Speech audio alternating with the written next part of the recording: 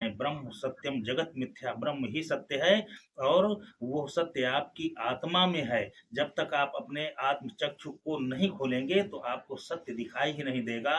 राजा जनक का संवाद आप पढ़ें, जब अष्टावक्र से होता है तो अष्टावक्र ने जो संवाद में जनक जी को बताया, वो ज्ञान आप कभी पढ़े ही नहीं है। आप पढ़ करके देखो, आपके ज्ञान चक्षु खुलेंगे। राजा जनक परम ज्ञानी थे और जनक जी ने अष्टावक्र को अपना गुरु बना लिया। लेकिन आप अष्टावक्र की गीता नहीं पढ़ेंगे। महाभारत में आप देखो कि महाभारत में अर्जुन को भगवान कृष्ण ने किस तरीके से उपदेश दिया, आप उस भगवत गीता को भी नहीं पढ़ेंगे।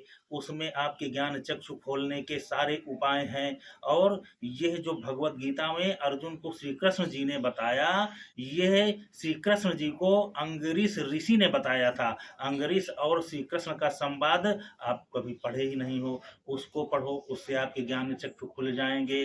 अरे भगवान राम का सबरी से जो संवाद होता है, आप उस नवधा भक्ति को पढ़ें, उसमें आपके ज्ञान चक्षु खुल जाएंगे। लक्ष्मण जी का संवाद रावण से होता है। रावण परम ज्ञानी थे। रावण अंतिम समय में जो लक्ष्मण को ज्ञान दिया है, भगवान राम के कहने पे लक्ष्मण जी रावण से ज्ञान लेने गए थे, उस संवाद को पढ़ें, आपके ज्ञान चक्षु खुल जाएंगे। अंगद और रावण का संवाद आप पढ़िए, उससे आपके ज्ञान चक्षु खुल जाएंगे।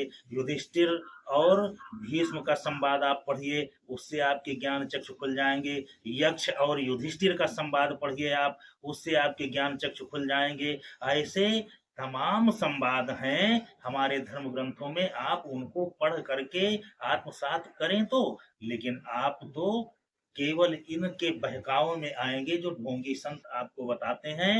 इन संतों के बहकावे में आकर आप अपने ही धर्म से कट जाते हैं और सनातन के विरोधी हो जाते हैं। इसलिए धर्म शास्त्रों को पढ़ें, धर्म ग्रंथों को पढ़ें।